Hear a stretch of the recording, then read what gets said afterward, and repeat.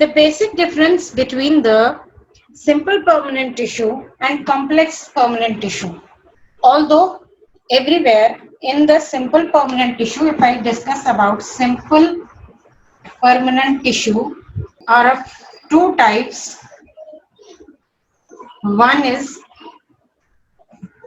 simple permanent tissue and complex permanent tissue. Let me first of all write permanent tissue. Permanent tissue are of two types: simple permanent tissue and complex permanent tissue. I have told you that how we are able to differentiate between these two tissues. Now, the basic difference between the simple permanent tissue and complex permanent tissue is that simple tissue is made up of just same type of cells who is having same origin and whose shape is same, whose function is same.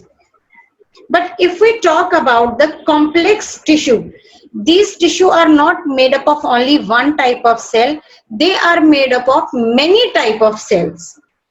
So these tissue, that is which is have more than one type of cell, which is having different type of cells, are called as complex permanent tissue. So the basic difference between the simple permanent and complex permanent tissue is that simple permanent tissue is made up of only one type of cells, whereas the complex permanent tissue is made up of more than one type of cells. Okay. So here the complex permanent tissue. Let me take you back to the, yes.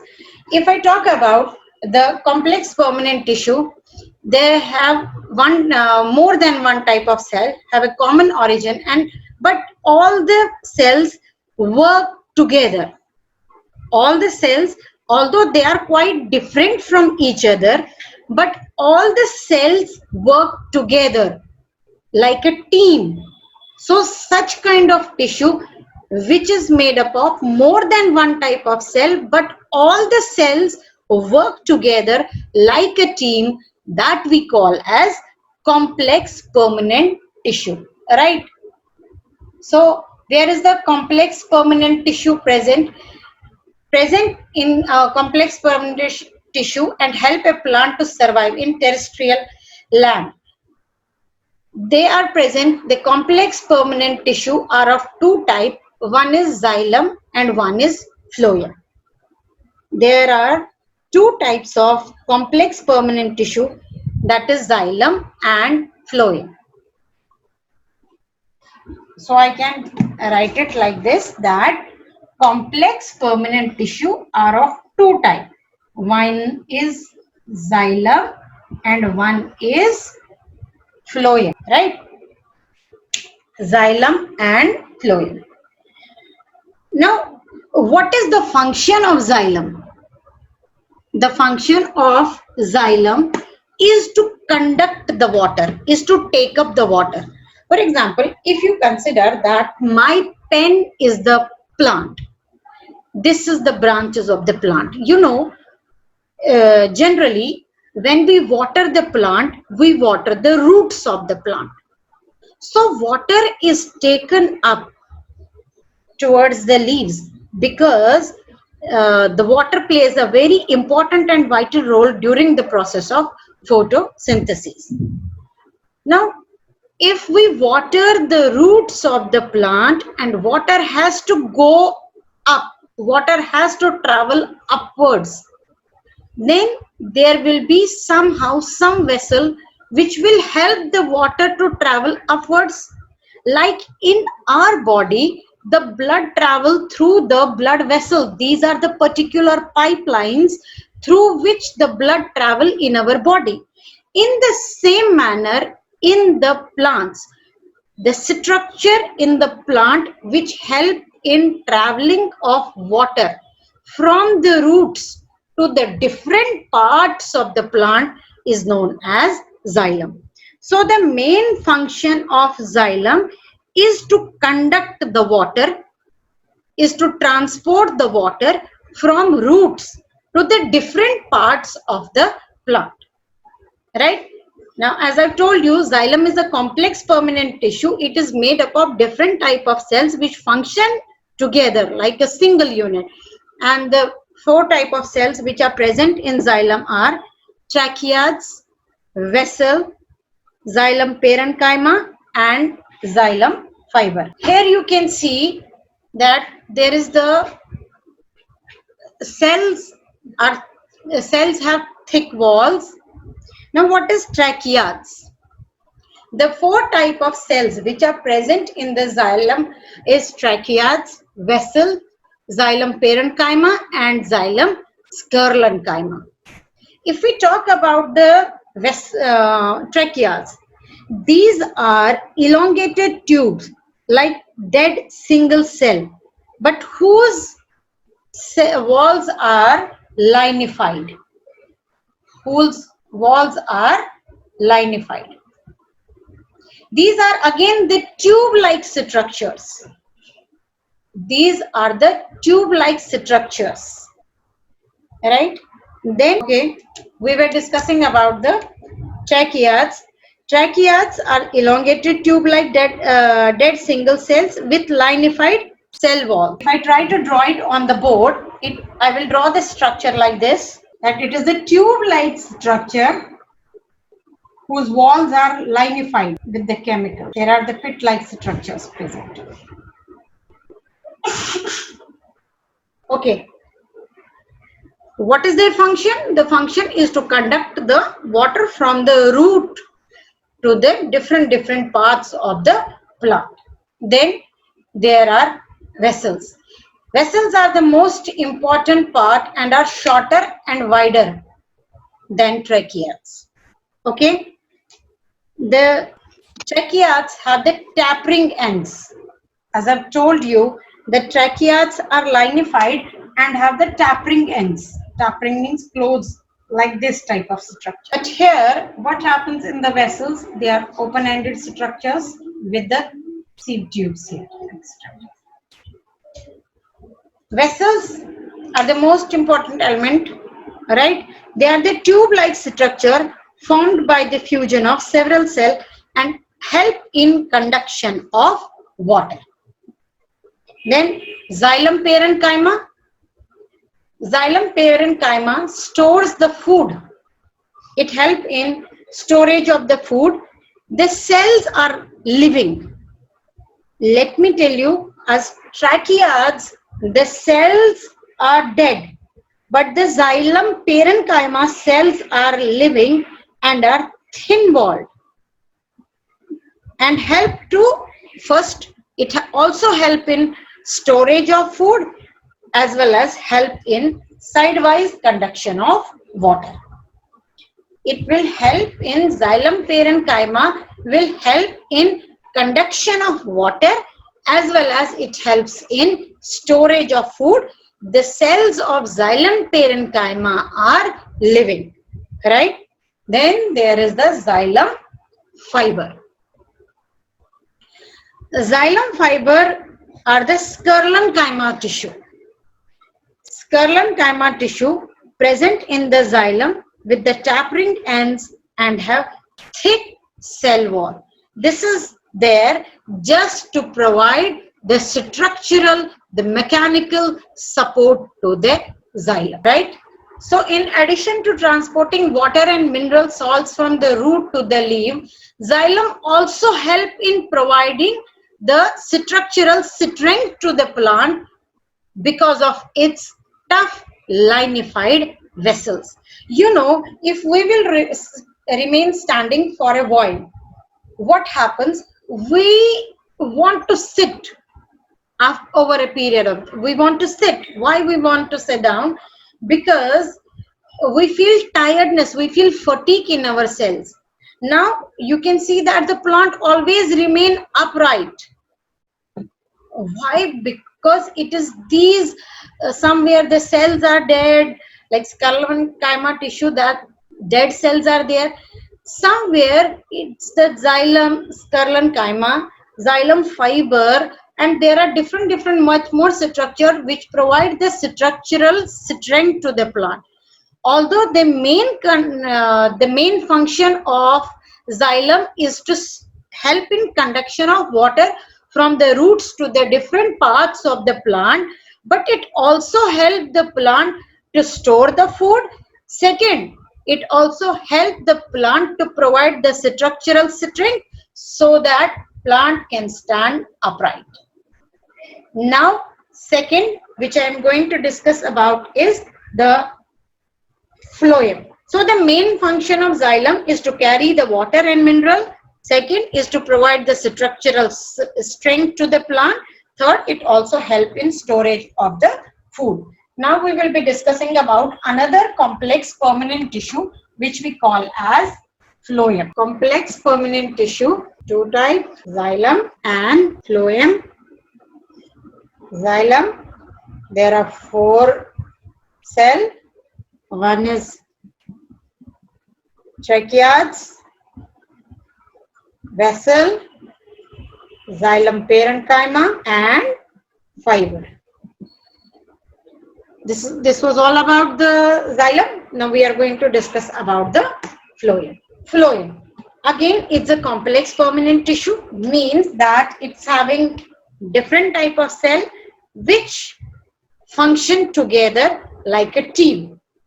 The main 4 type of cells which are present in the phloem, which made up phloem, is sieve tube, companion cells, phloem parenchyma, and then phloem fiber. Okay.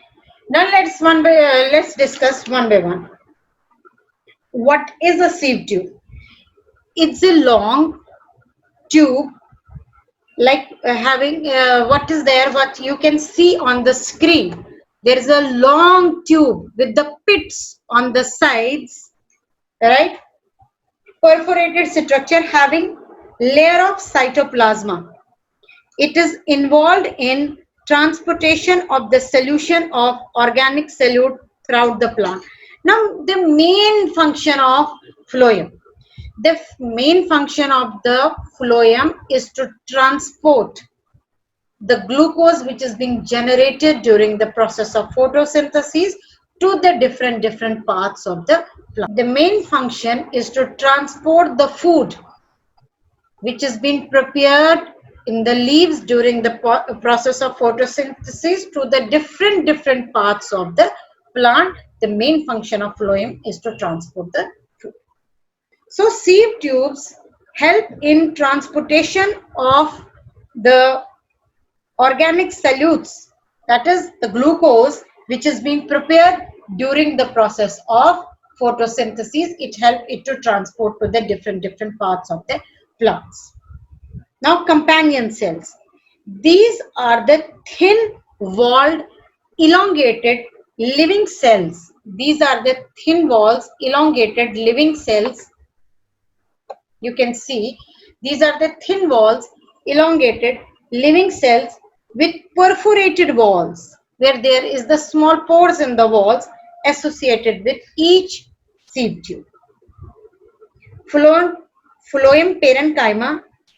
These are the parenchyma cells which are present in phloem. They are living. They are living and have cylindrical in shape. What is their main function?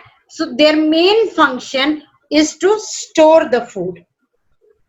Then again, phloem fiber. The phloem fiber is made up of sclerenchyma cells which are dead. The sclerenchyma cells which are dead, they made up phloem fiber, and main function of this fiber is to provide the structural strength to this tissue, that is phloem tissue, that is to help to provide the structural strength to the phloem tissue. There is the presence of phloem fiber. So mostly phloem transport the prepared food from the leaves to the storage organs, and from storage organ to the different parts where the growth is taking place. You can see the main difference between the functions of xylem and phloem is that water is conducted upwards the diagram which is there on your screen, here what happened, the water is conducting upwards, that is from the root to the different parts of the plant, and the food which is being transported by phloem, it is from the leaves to the different parts of the plant. The next slide is there of animal tissue. So we are now going to discuss about, because I have told you that the difference, if we talk about the plant cell and animal cell, they are quite similar to each other with a little bit of difference. But here, if we talk about the tissue, animal tissue and well as plant tissue are quite different from each other. So that is why we can categorize them separately. Like we have discussed already about the plant tissue. Generally, plant tissue are of two types. One is meristematic tissue, and then there is the permanent tissue. In the same manner, we can categorize the different types of animal tissue. The slide which is there on your screen shows the categorization of the different types of animal tissue. So generally, we can say that animal tissue are of four types, which has been categorized on the basis of their performance, on the basis of their function. So animal tissue can be divided generally into four groups on the basis of their function. One is epithelial tissue, one is connective tissue, one is muscular tissue, and one is nervous tissue. One by one, we will be describing each and every tissue and the various types of these tissue. First of all, we will be discussing about the epithelial tissue. Epithelial tissue, which is the simplest tissue. Now, what is epithelial tissue? It's the covering of the tissue that protects the animal body. For example, this tissue, which forms our skin. This tissue is what we call as epithelial tissue, what we categorize as an epithelial tissue. Epithelial tissue is the one which covers, which forms a covering to protect the animal body. It acts as a barrier to keep the different body system separated from each other. For example, if we talk about the human, the gut-like structure, there are the many organs which are packed together. There is the presence of lungs, presence of heart, presence of kidney, presence of stomach, alimentary canal. So what separates them from each other is the presence of epithelial tissue. That is why it acts as a barrier to keep the different body parts system, to keep the body different organ systems separated from each other. Epithelial tissue is a covering, or it protects the animal. It forms the basement membrane, right? It forms the basement membrane. The cells are always present on the basement membrane. You can see that there are the different type of epithelial tissue which is there on your screen. But what is common to all? The common is the presence of the basement membrane. Now, what is the characteristics of the epithelial tissue? The tissue is arranged into single or multi-layer sheets. They are tightly packed cell to form a continuous sheet. It covers the internal as well as external surface of the body. The cells are closely packed with no intercellular space. The cells rest on a non-cellular basement membrane. As I told you that you will find out that everywhere you will find out a single non-cellular basement membrane where there is the presence of cells. The cells can be single layer or they can be multiple layer also. Multi-layer also. Right? Now, first of all, we will be discussing about is the simple squamous epithelia. Here you can see on the basis of the number of cells, we are having two type of epithelia tissue. One is simple epithelia and one is stratified, where there is the presence of single layer on the basement membrane. Where there is the presence of single layer on the basement membrane, we call it as simple epithelia. But if there is the many layer, if there are the cells, many layers are there, then this will be called as stratified. But if there is the basement membrane with the simple single layer, then it will be called as simple epithelia. Right? Now, first of all, we are going to discuss about simple squamous epithelia. The cells are thin, flat and contain little cytoplasma with nucleus. Here you can see there is the tabulation form where we can find out each and everything.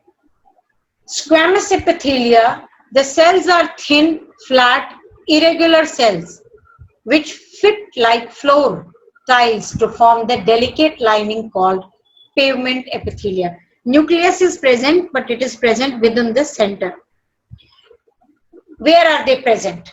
They are present in the esophagus. They are present in the lining, our mouth. Within the mouth, they form the lining of our mouth. They are present in the alveoli of the lungs, and they also are present on the blood vessels.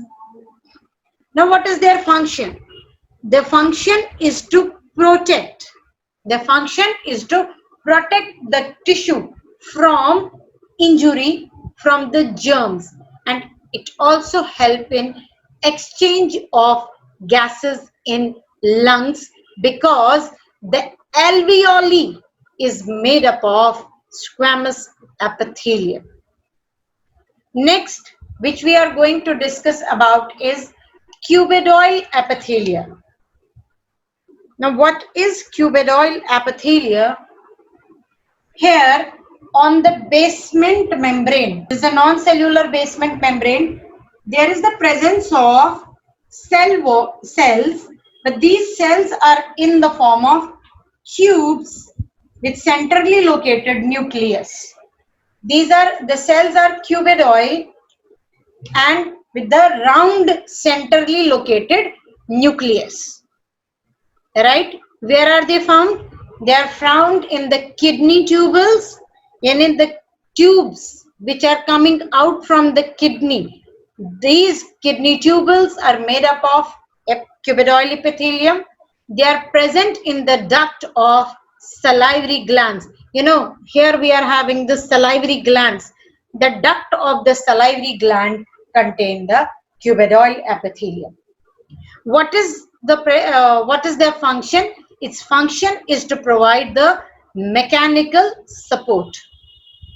Right? It forms the lining of kidney tubule, as I've told you, that duct of salivary gland, and it provides the mechanical support. It is also present in the gonads, that is where the sex cells are produced, and help in also absorption, excretion, and secretion of the various enzymes which are secreted by our body.